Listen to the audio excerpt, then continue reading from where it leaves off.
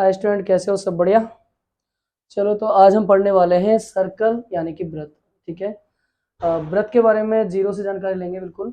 तो देखो, ये जो आकृति है गोल, इसे हम वृत्त कहते हैं। और वृत्त के चारों तरफ की जो बाउंड्री होती है, वृत्त की जो चारों तरफ की बाउंड्री होती है, इसे कहते हैं हम हिंदी में परिधि। इंग्लिश में से कहेंगे हम सरकमफेरेंस। ठीक है। अब वृत्त के परिधि के बाद में, वृत्त के बाद हमारी अगली स्टेप रहेगी उसका वृत्त के बीच में जो बिंदु होता है, जिसे केंद्र बिंदु, ओ से हम इसको डिनोट करते हैं, बिकॉज इसे ओरिजिन पॉइंट भी बोलते हैं। तो केंद्र बिंदु रहेगा, जिसे इंग्लिश में सेंटर पॉइंट भी कहते हैं। पहली हो गई हमारी परिधि। परिधि के बीच में जो पॉइंट है उसे कहते हैं केंद्र बिंदु या सेंटर पॉइंट। तीसरा नंबर आएगा जब किसी वृत्त के सेंटर पॉइंट यानी केंद्र बिंदु को उसकी परिधि से, यानी इस सेंटर पॉइंट को इसकी परिधि से जब मिलाते हैं, तो जो तय की गई दूरी होती है, मतलब यहां से लेके यहां तक की जो दूरी होती है, ये दूरी हमारी क्या कहलाती है? त्रिज्या। और इंग्लिश में हम कहेंगे इसे रेडियस। और रेडियस का पहला अक्षर आर होता है, इसीलिए हम रेडियस का स्मॉल आर यहाँ पर इसके रिप्रेजेंटेटिव के रूप में यूज करते हैं। ठीक है। त्रिज्या को आर से डिफाइन करते हैं। चलो, यहां तक तो ठीक है। लेकिन हम अगर जानना चाहें कि एक तरफ की सेंटर पॉइंट से लेके परिधि को मिलाने वाली रेखा तो त्रिज्या हो गई, लेकिन अगर एक और यहाँ से सेंटर पॉइंट से इधर की तरफ अगर खींची जाए तो दो त्रिज्या हो गई, और दो त्रिज्याओं को से मिलकर एक रेखा बन जाती है, और उस सीधी रेखा को हम क्या कहेंगे? व्यास। सीधी भाषा में बात कर सकते हैं, किसी भी वृत्त को बीचों बीच में से काटने वाली रेखा जो बराबर दो भागों में बांटती है व्यास को, वृत्त को। ठीक है। एक ऐसी रेखा जो वृत्त को मध्य में से दो बराबर भागों में बांटती है, उसे कहेंगे हम व्यास। इंग्लिश में कहते हैं उसे डायमीटर। ठीक है। और क्योंकि डायमीटर का पहला अक्षर होता है डी, इसीलिए हम इसको डायमीटर को, व्यास को डी से डिनोट करते हैं, रिप्रेजेंट करते हैं। समझ में आया? पहला हो गया परिधि, दूसरा केंद्र बिंदु, और केंद्र बिंदु को परिधि से मिलाने वाली रेखा त्रिज्या, और त्रिज्या के दो गुने हिस्से को हम कहेंगे व्यास। आधा हिस्सा हो गया त्रिज्या, और अगर एक और त्रिज्या काउंट की जाए उसी लाइन में, तो दोनों त्रिज्या मिलकर ये बनाती है व्यास। ठीक है। देखेंगे इधर, एक त्रिज्या यहां तक की है, एक त्रिज्या यहां तक की, एक त्रिज्या दो त्रिज्या हो गई, और दो त्रिज्या के बराबर क्या हो गया? हमारे व्यास। ठीक है। अगर हमको एक त्रिज्या का मान निकालना है एक व्यास से, तो क्या निकालेंगे? दो त्रिज्या दो गुणा आर। हमने पढ़ रखा है कि एबीसीडी के अक्षर और गणित के अक्षर दोनों के बीच में गुणा का चिन्ह होता है। आर का मान ज्ञात करेंगे तो दो नीचे आ जाएगा, डी के भाग में आ जाएगा, तो आर का मान आ जाएगा डायमीटर अपॉन 2। जितना भी डायमीटर है उसका हाफ कर दो, वो आपकी क्या होगी? त्रिज्या। ठीक है। अगला एक बहुत इसी के साथ में एक चीज और जुड़ी हुई है कि वृत्त की सबसे बड़ी जीवा, पहले तो जानेंगे जीवा क्या होता है।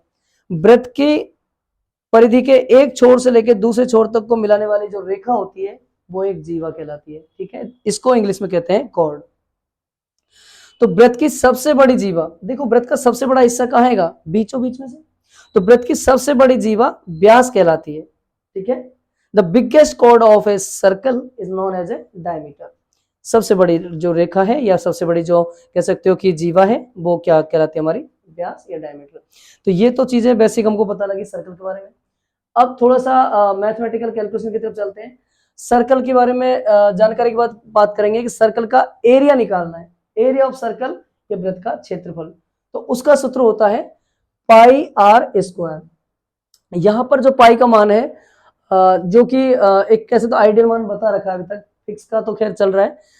पाई का मान होता है 3.14, और अगर आपको लेना है किसमें? फ्रैक्शन में, तो 22/7, 22/7। ठीक है। 10वीं तक लगभग आपको 22/7 का मान यूज किया जाता है। तो सूत्र क्या हो जाएगा? पाई आर स्क्वायर। तो पाई का मान लिख दिया 22/7, और आर स्क्वायर का मतलब हमने लिख दिया आर गुणा आर। ठीक है। ये तो गया वृत्त का क्षेत्रफल ज्ञात करने का सूत्र।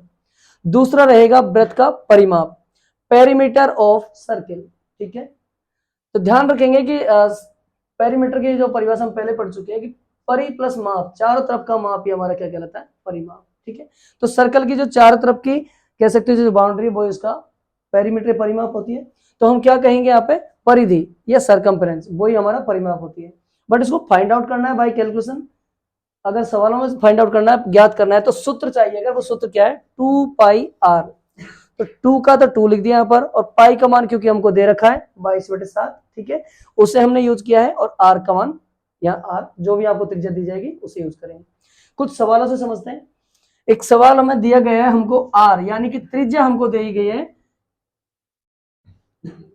त्रिज्या हमको जो दी गई है वो है 7 सेंटीमीटर। ठीक है, इसमें क्या ज्ञात करना है हमको, वृत्त का क्षेत्रफल ज्ञात करना है, क्योंकि सूत्र हमारे पास पहले से है वृत्त का क्षेत्रफल पाई आर स्क्वायर। तो हमने क्या किया है, पाई की जगह 22/7, और क्योंकि आर स्क्वायर तो आर गुणा आर, और आर का मान कितना है हमारे पास 7 सेंटीमीटर, तो 22/7 गुणा आर की जगह 7 और फिर से आर की जगह 7, तो 7 से 7 को हमने डिवाइड कर दिया या कैंसिल आउट कर दिया, जो आप कह सकते हो। ठीक है, 7 × 7, एक और कट गया, और 22 हमारे पास यहाँ बच गया है, और एक 7 भी हमारे पास बचा हुआ है, तो 22 × 7 हमने कर दिया। आंसर क्या है हमारा 154, 154 सेंटीमीटर स्क्वायर। ध्यान रखेंगे जब भी हम किसी भी सवाल में क्षेत्रफल या एरिया फाइंड आउट करेंगे तो उसकी जो यूनिट होगी उसके ऊपर स्क्वायर जरूर लगाना है। ठीक है, अगला हमको ज्ञात करना है वृत्त का परिमाप ज्ञात करना है। देखो, we have to find out here perimeter of a circle. ठीक है, हमको सर्किल का पेरीमीटर फाइंड आउट करना है। तो सूत्र क्या है, फॉर्मूला क्या है, 2 पाई आर। ठीक है, 2 पाई का मान फिर से यहां से लेंगे 22/7 जो हमने लिख दिया है, और आर का मान क्योंकि हमको दे रखा है 7 सेंटीमीटर जो हमने यहां पर लिख दिया है। 7 से 7 को कैंसिल आउट करेंगे हम। ठीक है, एक बार हो जाएगा, 7 × 7 और 2 और 22 रिमेनिंग रहेंगे, दोनों को मल्टीप्लाई कर देंगे 22 × 2, 22 2 × 44 सेंटीमीटर। ध्यान रखेंगे जब भी हम किसी पेरीमीटर की यूनिट लिखेंगे तो वो जो भी गिवन यूनिट है उसमें सिंपल रहेगी, सेंटीमीटर में तो सेंटीमीटर रहेगी, मीटर है तो मीटर रहेगी। ठीक है, तो ये हमको ध्यान रखा जाएगा। इसके अलावा इसी फॉर्मेट के ऊपर हमने 2 क्वेश्चन और दिए जो आपके लिए होमवर्क है, आप इसको समझिएगा। इसमें हमको क्या दे रखा है, डायमीटर दे रखा है। ध्यान रखेंगे डायमीटर अगर आपको दे रखा है और सवाल में जरूरत किसकी है, आर त्रिज्या की है, तो कैसे निकालेंगे, the formula is given here, यह आपका फॉर्मूला है।